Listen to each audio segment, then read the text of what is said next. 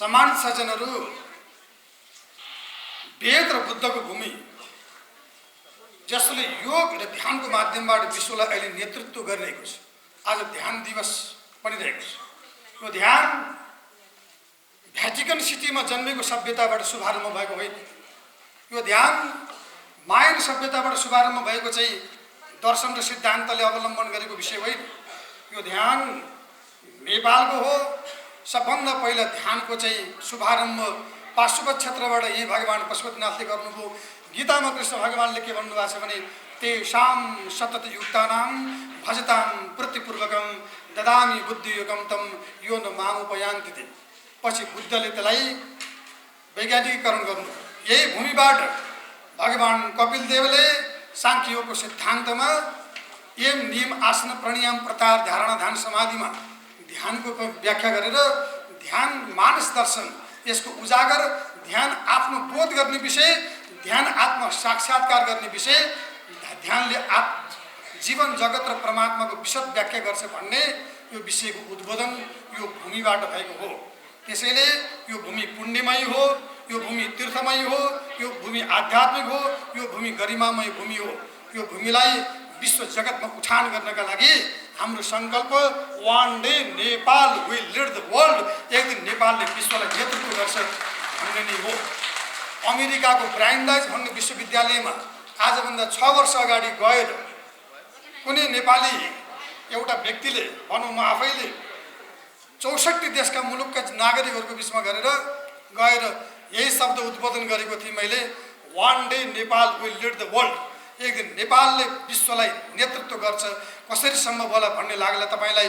भयवर्ग युवाहरू देशबाट विदेश पलायन भएका छन् भन्ने लाग्ला। हामीसँग दुईटा चिज छ, हामीसँग वेद छ, हामीसँग बुद्ध छ। वेदको आध्यात्मिक विरासत, बुद्धको ध्यानको विरासत। अहिले विश्वले योग र ध्यान विश्वको 186 वटा राष्ट्रमा यसको अवलम्बन अनुशीलन र अङ्गीकार विश्वले गरेको छ। त्यो नेपालमै जन्मेको दर्शनले गर्दा हो। नेपालमै योग र ध्यान जन्मियो, नेपालमै वेद र बुद्ध जन्मियो। यो आर्ष पद्धतिको भूमि हो। यो आर्ष पद्धतिको भूमिलाई जनजनमा नयाँ ढङ्गबाट नूतन अभ्यासका साथ नवीनतम प्रयोगका साथमा उजागर गर्ने हाम्रो मूलभूत ध्येय हो। त्यसैले आध्यात्मिकताको नवीनतम प्रयोग, आध्यात्मिकताको सनातनी प्रयोग, सेवा सत्सङ्ग र साधनाको माध्यमबाट समाजको बृहत्तर समृद्धि गर्ने प्रकल्पका साथ नारायण पोखरेल फाउन्डेसन स्थापना कालदेखि अद्योपान्त अनवरत रूपमा यो अभियानमा सतत प्रयासका साथ अगाडि बढेको छ। यहाँहरू सबैको साथ सद्भाव र प्रेम आज यो ऐतिहासिक समारोहमा, यो घोषणा सभामा आफ्ना केही भावना मुखरित गर्ने अवसर प्राप्त गर्दा यहाँहरू सबैप्रति नतमस्तक भएर हार्दिक सम्मान, साधुवाद, आभार व्यक्त गर्दछु। र सम्मानित सज्जनहरू, हामीले यो 2082 साल वैशाख 26 गते बिहान 9:02 जाँदाखेरि को शुभ साहित्यमा नेपाल सरकार पञ्चाङ्ग निर्णायक समितिले दिएको शुभ साहित्य अनुसार हामीले बद्रीनारायण मन्दिरको प्राण प्रतिष्ठा गर्दैछौँ। त्यसको घोषणा सभा, मूल समारोह समिति आज निर्माण हुँदैछ। त्यो विषयमा मैले केही कार्ययोजना यहाँहरू समक्ष राख्ने अनुमति चाहन्छु। यो योजनालाई अक्षरशः यहाँहरू सबैले श्रवण गरिदिएर यहाँहरूको सल्लाह सुझाव, सत्प्रेम, सदाशयता र सद्भावको हामी हार्दिक अभिलाषा पनि लिन्छौँ। समादरणीय सज्जनहरू, आर्ष पद्धतिको मान्यतालाई अङ्गीकार गर्ने, पुण्यमय, धर्ममय, तीर्थमय तथा संस्कार र आविष्कार दुवै मान्यतालाई सदियौँदेखि अनुशीलन गर्दै अहर्निश ज्ञानको गङ्गा विश्व जगतमा प्रवाह गर्दै अगाडि बढेको यो नेपाल जननी आफैमा विश्व आध्यात्मिक गुरुभूमि हो। वैदिक षड्दर्शनको उद्भव भूमि, जहाँ ओंकार परिवार बौद्ध तथा किराँत दर्शनको उत्पत्ति भई ध्यान र प्रकृति पूजनको अनुपम नमुना प्रारम्भ भएको यही क्षेत्रमा हो। प्रागैतिहासिक पृष्ठभूमिलाई निहाल्दा जीव जगत र परमात्माको गहन अभ्यास र समग्र मानव जगतलाई आध्यात्मिक शान्ति एवं आनन्द तथा भौतिक समृद्धिको विशुद्ध, नूतन एवं सनातनी प्रयोग हाम्रा ऋषिमुनिले यही भूमिबाट शुभारम्भ गरेका हुन्। आध्यात्मिकवाद र भौतिकवादको समायोजनको मध्यमार्गी धारको प्रचुर व्याख्या तथा उजागर यही पुण्य क्षेत्रबाट हाम्रा पुर्खाहरूले गरेकोमा कुनै सन्देह छैन। वयम राष्ट्रिय जागृयाम पुरोहिता भन्ने वैदिक मान्यतालाई मुखरित गर्दै स्वराष्ट्र, स्वधर्म एवं स्वदर्शनको विश्वव्यापी प्रचार प्रवाह गर्दै जनजनमा प्रेम, सद्भावना, जागृत गर्ने मूलभूत सिद्धान्तलाई अवलम्बन गरी कार्यलाई गति प्रदान गर्न यो राष्ट्रको सेवामा अनवरत समर्पित आध्यात्मिक धर्म व्याख्यान वाचस्पति श्रद्धेय नेपालको पहिलो धार्मिक शहीद वाचन शिरोमणि पण्डित नारायण प्रसाद पोखरेलको नाममा 2064 साल आश्विन 23 गते स्थापित यो नारायण पोखरेल प्रतिष्ठान यहाँको सद्भाव सदासेता एवं लगावले यो स्थानसम्म आएको छ। उहाँको कृतित्व तथा व्यक्तित्वको उजागर सँगसँगै जनजनमा आध्यात्मिक नवचेतनाको प्रभाव र मातृभूमिको सम्मान र अगाध श्रद्धा जगाउन यो संस्था अद्योपान्त समर्पित भएर लागि परिरहेको छ।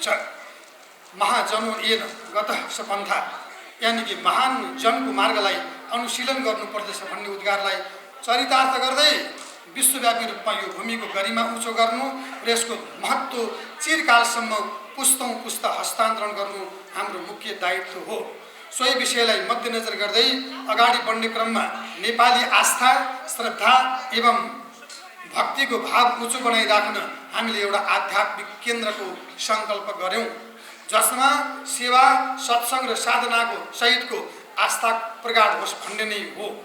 विशेषतः सदियौँदेखि चारधामको नाममा रहिरहेको आस्थालाई अझै सबलीकृत गर्न हामीले बद्रीनारायण धामको परिकल्पना गरी यहाँसम्म आइपुगेका छौँ।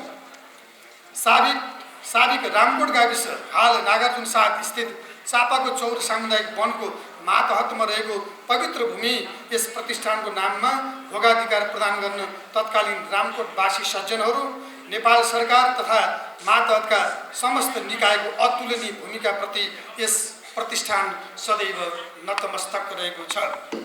यही अथक प्रयासको फलस्वरूप नेपालको गरिमा, नेपाली शान, सबैको प्रेम नमुना बद्रीनारायण धाम भन्ने उद्गार आज चरितार्थ हुनु पुगेको छ। यो निस्वार्थ एवं सार्थक प्रयासले यो समाज अनि राष्ट्रको बहुआयामिक टेवामा मुख्य भूमिका निर्वाह गर्नेछ भन्ने भगवान बद्रीनारायणसँग कामनासहित हामीले विश्वास लिएका छौँ।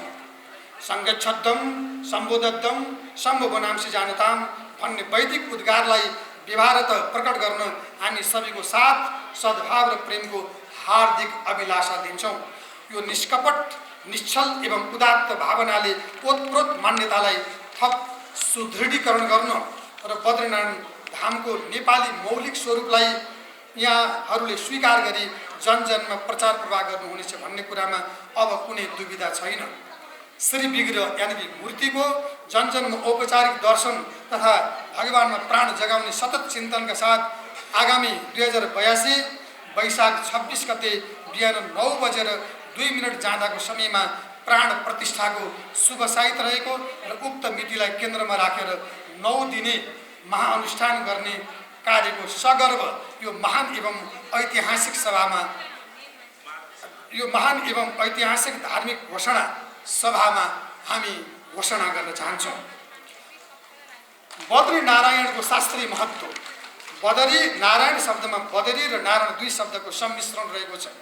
पद भिन्नतामा अर्थ खोज्दा बदरीको अर्थ बैर भन्ने, फलको वृक्ष भन्ने एकातिर बुझिन्छ भने अर्को गहन अर्थमा क्लिष्ट भाषामा प्रयोग गर्दा यसको सन्देश ज्ञानसँग बुझिन्छ। अर्कोतर्फ नारायणको